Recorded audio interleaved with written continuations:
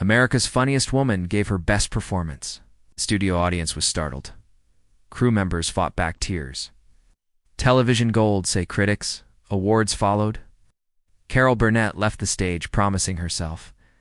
She never watched the episode, not once, not ever. She honored her pledge for 47 years. The lady who made a profession out of making others laugh couldn't face herself after telling the truth. No jokes, no humorous voices, just brutal honesty that ruined her show. What happened in 1977's short minutes that tormented America's? Sweetheart forever? Why would someone who spent decades making pain funny create something too real? A childhood that broke most individuals before they could dream is the answer. A 2-year-old child in San Antonio, Texas, waits at a window for love instead of mayhem. These are strangers' footsteps in their home. Alcoholic parents forget they have a daughter who needs them. Carol Burnett's tale begins without laughs, beginning with quiet. The crushing calm of a house where grown-ups choose bottles to bedtime. Stories, where a child learns that survival is sometimes safer when unseen. Her father worked occasionally at a movie theater because his hands shook too much. Her mother lived in a fog of broken promises and bitter hopes, emotionally absent even when present. Carol would feel abandoned for decades after their addictions killed them. There's something remarkable about the human spirit. Even under the worst conditions, it survives. Carol discovered something tremendous as a toddler, that making people laugh even briefly might ease pain. After her parents abandoned parenting, found salvation in an unexpected place, escaped Texas instability, her grandma Mabel White took her to Hollywood. But no red carpet awaited. Then they were confined to a small room in a rundown boarding house. Socially forgotten folks surround you. They lived on $20 a week. They stole toilet paper from movie theaters because they couldn't afford it. Desperation, not greed. But magic transpired inside those collapsing walls. Carol realized her greatest ability and worst burden. Ability to bring joy to sorrow. She created Karen, her twin sister. Karen was Carol's opposite. Beautiful, confident, always smiling. Carol made Karen genuine enough for desperate grown-ups to believe in her. She ran up the fire escape, changed clothing and hair, and became Karen. Lovely and lively. This was no joke. Carol's first performance masterclass taught her that sometimes people require you to be someone else. They can temporarily forget their anguish. Carol found her greatest getaway every Saturday when she and her grandma spent 50 cents on cinema tickets. More than 10% of their weekly income.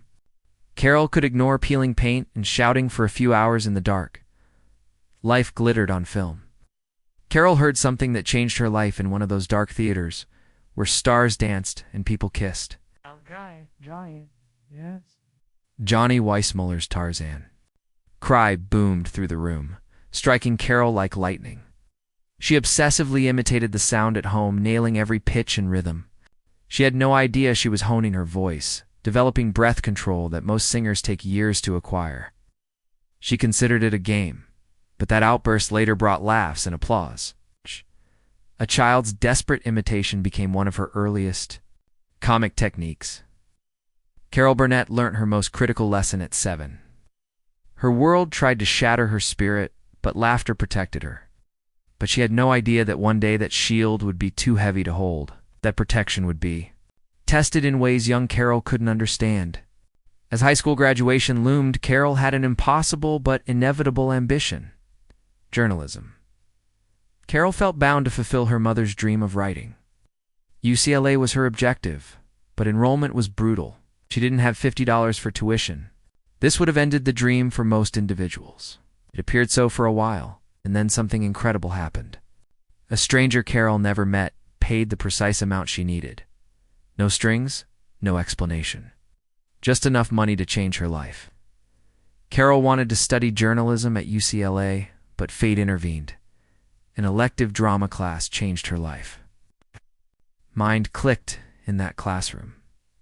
She was no longer shy, wasn't impoverished or invisible. She was loud, humorous, and alive. It paid off soon to switch majors.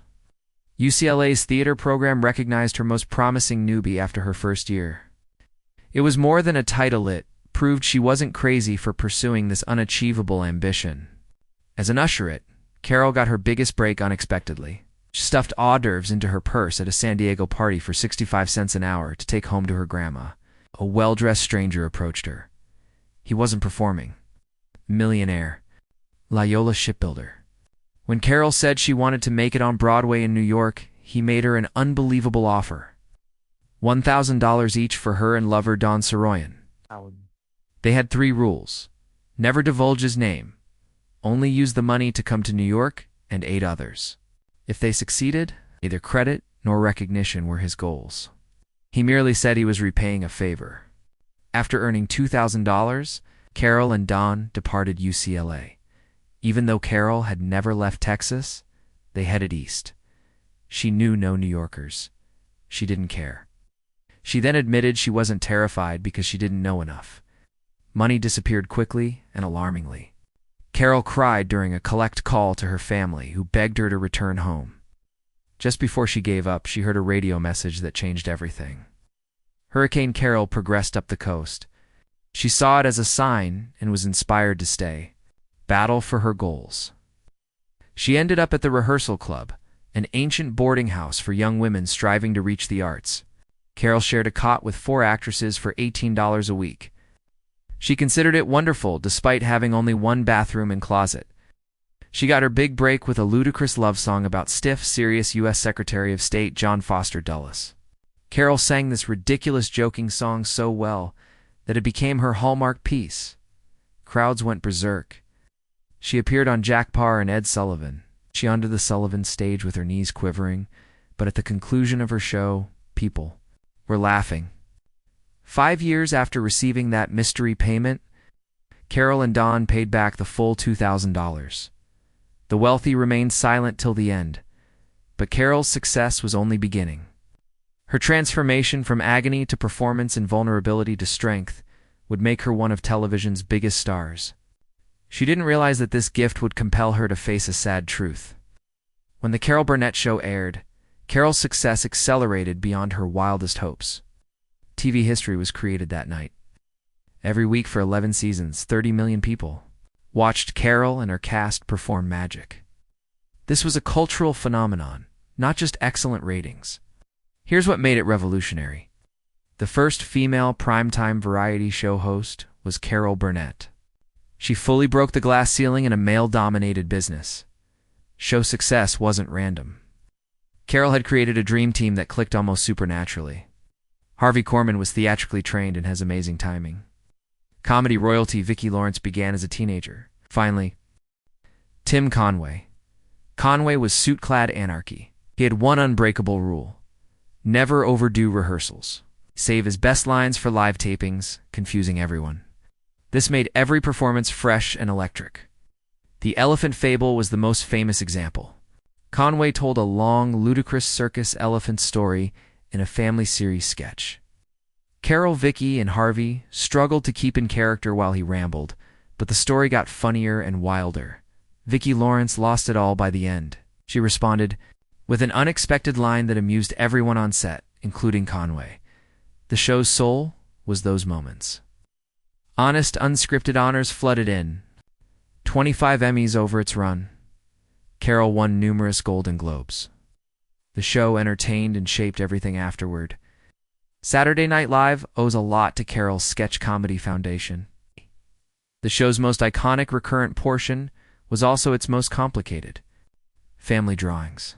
Carol played Eunice Higgins, a defeated dreamer. They usually combined comedy with dysfunction, laughter with enough edge to keep things intriguing. Eunice was angry, bitter, and felt life had passed her by.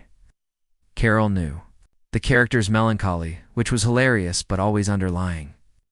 These sketches masterfully balanced comedy and drama for years. While laughing, audiences saw Eunice's troubles as real. The character resonated because she represented everyone who felt stuck and wondered if their goals were silly. As the show entered its 10th year, Carol and the writers wanted to push that threshold farther. They created a sketch that pushed humor, television, and Carol to its boundaries. They had no idea they were going to produce something so powerful and awful that it would haunt Carol forever. The performance that made her swear off watching it again was weeks away. What happens when someone who has spent their career turning sorrow into laughter faces, suffering too deep to transform? Carol Burnett would learn publicly. The writer's family sketch was unique. The Gong Show led Eunice Higgins and Carol into uncharted territory. Eunice enters a low-rent talent competition in the sketch, believing singing on TV will bring her the fame and acclaim she's always wanted. It could have gone a dozen funny routes, but the writers made a decision that changed everything. Jokes, no accent, no exaggerated movements, just a desperate, foolish woman who believes this one moment would legitimize her existence. Carol made a career out of turning darkness into light and suffering into laughing. There would be no change this time. This time agony was just pain. Carol entered that false talent show stage as Eunice, and something changed. The studio audience expected laughs, but saw something else. It wasn't funny, live anesthesia-free. Surgery was aired to millions. Eunice sung with desperate hope, believing her performance would transform her life. Real-life game show presenter Alan Ludden led the judges' answer. They destroyed her, not just criticized her. She was mocked for her voice, appearance, and dreams. The world always laughed at Eunice, so they laughed at her. Every expression on Carol's face was photographed. Hope fading in her eyes. Awakening to her deception, her spirit broke under the weight of a lifetime of failure. Suddenly the studio lights faded, shocking everyone. Eunice sat alone on stage crying as the camera slowly pulled back. Not music, on punchline, no rescue. One broken woman and the sound of her crying. The studio audience did not know how to react. They expected a comic sketch, but instead a documentary. The crew was silent. Carol was most moved, although many were holding back tears. After the cameras stopped rolling, she left the stage and made a 47-year pledge to herself. She would never watch that show, never once. She explained why years later. The anguish was too genuine, she said. Eunice's despair resembled hers in many ways. Carol was poor, had unattainable dreams, and was mocked. She knew what it was like to want something so much you'd risk everything. She felt crushed when told you're not good enough, pretty enough, or talented enough. That sketch showed more than Eunice's brokenness. Sad 7-8 performance that would be lauded as television genius revealed Carol's every breakup. All reviews praised it. Awards followed. Carol didn't notice the unprecedented, revolutionary performance. A perfect blend of comedy and drama that proved television could be art. She saw just her own anguish in high definition, aired to millions of people who had no idea they were. Seeing someone's heartbreak, Carol has avoided the experience for 47 years. It's waiting for her, but she's never faced it. After a career of twisting anguish into laughs, she finally crafted something too real, honest, and true to witness. That's perhaps her greatest artistic achievement. Great performances can break us in the making. Anyone who understood Carol's tale saw the irony. This woman had weathered abandonment, poverty, and terrible despair and twisted every grief into a joke. Every setback becomes a turnaround. However, she couldn't face 7 minutes of her reality on film. Even though she avoided that performance, life kept testing her. Her daughter Carrie first struggled with addiction at 13. Carol watched her child fight demons strikingly identical to those that destroyed her parents. Carol pursued Carrie with the same tenacity she'd shown her job. Sometimes you have to love someone enough to let them despise you, she said. Carrie became clean and grew closer to Carol. They planned Hollywood Arms, a Broadway play about Carol's youth. Another tragedy hit when 38-year-old Carrie died of lung cancer-related pneumonia. Carol finished the play despite her grief. She owed Carrie. Carol's youngest daughter, Erin, struggled with addiction, continuing the trend. 87, Carol reclaimed custody of Dylan. 3 generations relied on the unwanted lady. Carol Burnett performs at 91 to make people laugh. Recent credits include Better Call Saul and Palm Royale, proving aging doesn't degrade talent yet. After 70 years of performing, that episode remains impenetrable. The archives hold it like a piece of her soul she lost. One episode? Transformed television forever. It showed people wanted serious content and that comedy shows could handle. Drama. Carol enabled shows that combined humor and tragedy in ways that seemed unthinkable before, but the personal cost was huge. Carol has called the sketch essential, yet upsetting in interviews. It was honest and important, so she's delighted they did it. However, she discovered that truth sometimes costs too much to pay twice. Carol can't face that performance through it all. Her talent has touched millions of lives, won every accolade, and conquered stages worldwide. That 7-minute sketch is inaccessible to her. Maybe that's okay. Some art may be too powerful for its creator. Maybe Carol can't watch it proves its authenticity. The 47-year-old episode still influences comedy and drama. However, Carol Burnett keeps it locked, a room in her mind she's never ready to explore. Carol's incredible story may end with that lesson. Sometimes the best art comes from giving up parts of yourself you can never get back. Making others laugh